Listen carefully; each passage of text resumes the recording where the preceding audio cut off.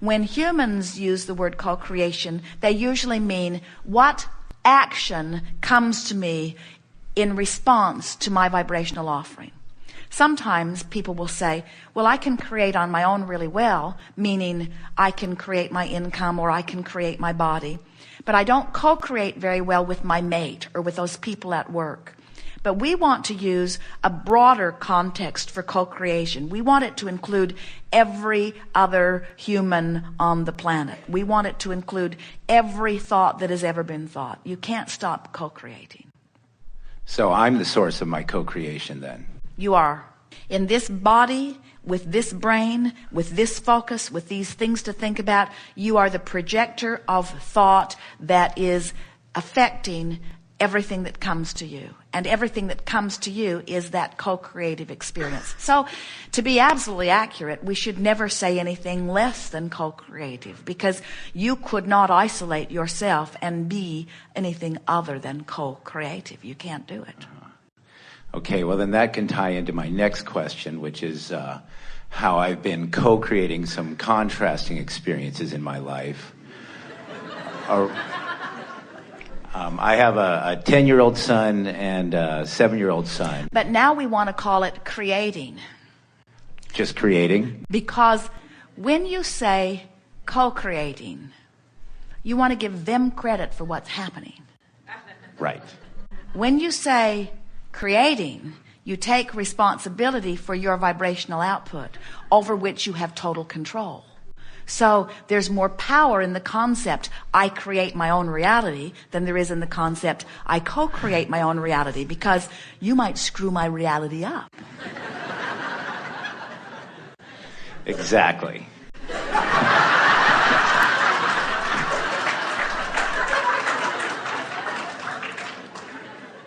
So the reality I've been creating is a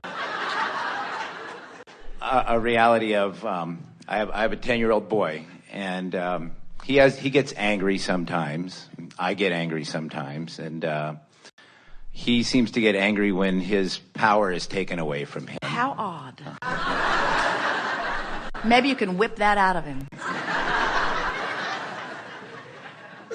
And then when he gets angry, then my wife gets scared.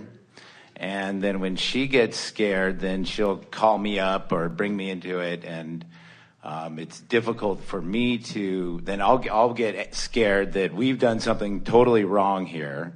But now stop in light of what we've been talking about here and just ask yourself, what is the natural consequence of someone feeling powerless? In other words, so your son feels powerless. Source, who is very aware of him, is seeing him, beloved, come this way, come this way, come this way.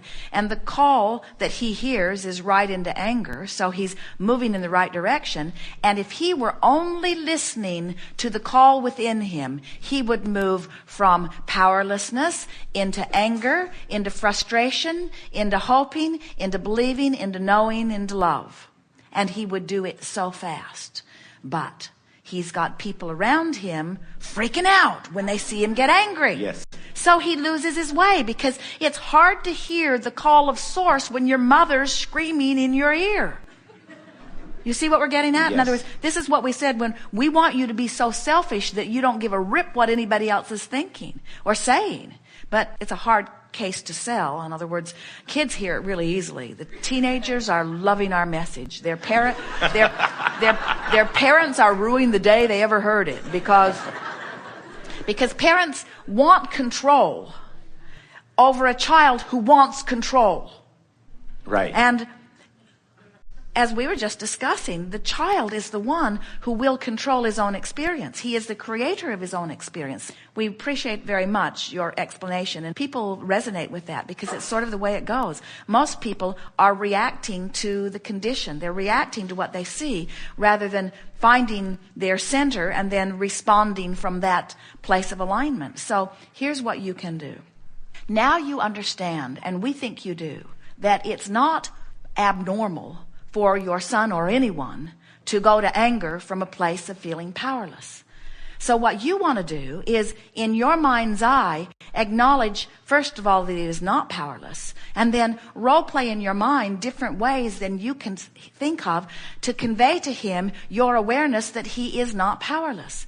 Now, children who are born to parents who have felt powerless learn to feel powerless. In other words, in your nation pushing against terrorism, Jerry and Esther heard the other day that they're thinking about bringing back the duck and cover routine to classrooms, how to deal with terrorism. And it just made Esther weak in the knees to think that these children are going to be subjected to more of these fear tactics when there are adults around you that are trying to teach you fear, which is equivalent to powerlessness. It is natural that so many would begin becoming angry in their response to something that they cannot abide in. In other words, every part of their little beings knows that they're not supposed to feel that way.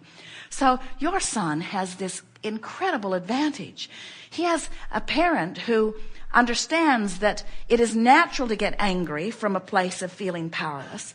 And then as you role play in your mind your knowledge that he's not powerless, and you actually begin to feel proud that he is hearing the call and moving up the emotional scale, and even further, you begin to demonstrate it in your own experience. Something happens and you feel powerless, and you display anger in the presence of your child, and then you say, you know, I feel so much better now I'm mad than I felt before, when I felt like there wasn't anything I could do about it. And I don't want to stay angry because I know I can feel so much better, but I believe that anger is a step in the right direction. Now I'm going to see if I can feel less angry. And as he begins to watch you demonstrate the way you take your power back, he already knows it on so many levels, you see. Never be afraid when you see someone angry. Instead, feel happy for them, that they have improved the way they feel, and then wish for them something that feels even better. And when you really get that in your consciousness, the uplifter you will be for people. You see, his mother feels powerless against his anger.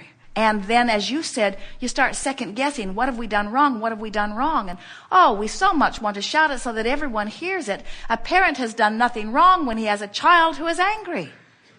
Mm-hmm. You want to live the example of one who moves up the emotional scale. You want to live the example of one who knows how to close the gap. You want to live the example of joy, but you never want to give anyone that you care about, you never want to give anyone the impression that it's wrong for them to feel however they feel, because how they feel is about their points of vibrational relativity, and it is guidance. You don't look at your dashboard on your car and see the gas gauge which reads empty and find discomfort in it and judgment, and then so you just stick a happy face sticker over it. There, that's better. Because you want to know how your tank's doing, you see. You don't put Novocaine in your fingers because it's bothering you that you're banging them. Oh, it's so uncomfortable to bang my fingers on things. I think I will just deaden them so that I do not notice it. You want that sensitivity so that you can make decisions that are better for you in the larger scheme of things. And your emotions are that sensitivity. Mm-hmm.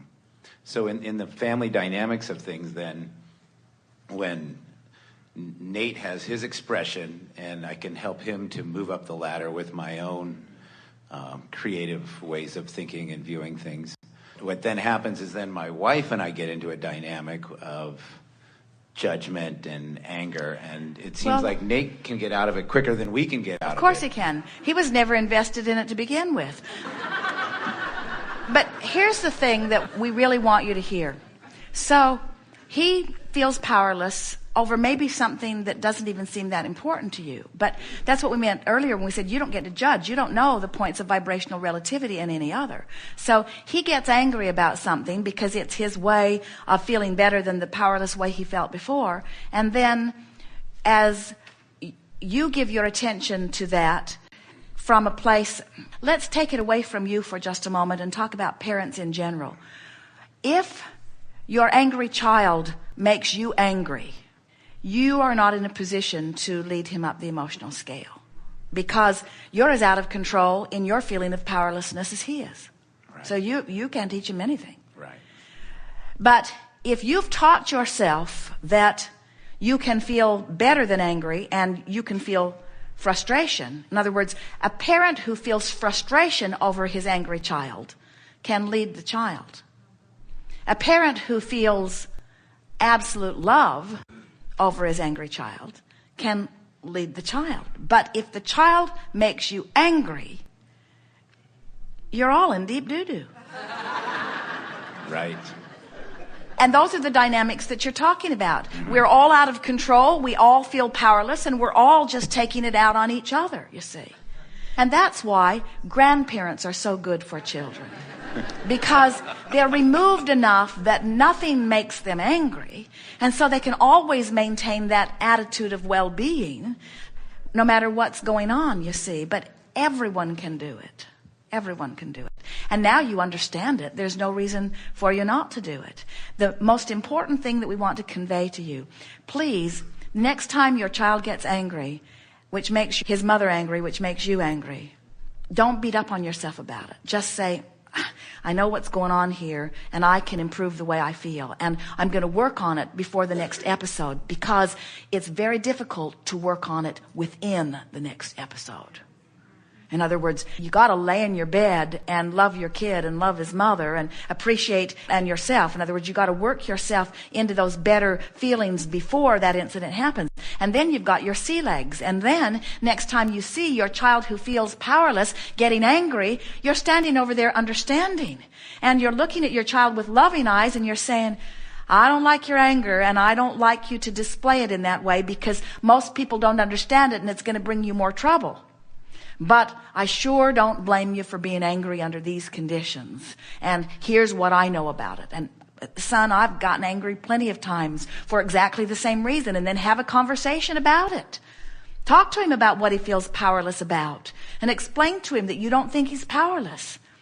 Jerry and Esther have a dear friend, a grandmother of a little child. And the little child was wanting a toy gun. He'd seen them on television. Other friends had them, wanted a gun. And a grandmother says, your mother is dead set against you having a gun. Don't ask me to get you a gun. I'm not going to get you a gun. Oh, please, Grandma, please get me a gun. I could just play with it at your house. Just please. I'm not going to get you a gun, she said. And so one day in the fall, they're walking through the very deep leaves, shuffling through, and Benjamin's foot kicks something, and he digs in the leaves and comes up with a toy gun, which his mother let him keep. And his grandmother said, you see, whatever you want will come to you. In other words, you want to teach your children that they are the creator of their experience. When they fixate on you as the vortex through which all of their well-being will flow, and you are not going along with something that they want, and they feel powerless because they think the only way they can get it is through you, and you've got the door closed, in their feeling of powerlessness, they get mad. And this is the dynamic that goes on all the time. And so what you want to say is, you have a way of creating things. Much of it comes through me. I am your parent, and I want to feed you and clothe you and give you a wonderful life as best I can. But you get to create also, and so much will come. So just because I'm saying not through my vortex doesn't mean you can't create it. That's really what you want to convey to everyone. The dynamics that go on that are the most troubling in most relationships are, I don't feel good and I'm blaming you for it in some way. Powerless, powerless, powerless.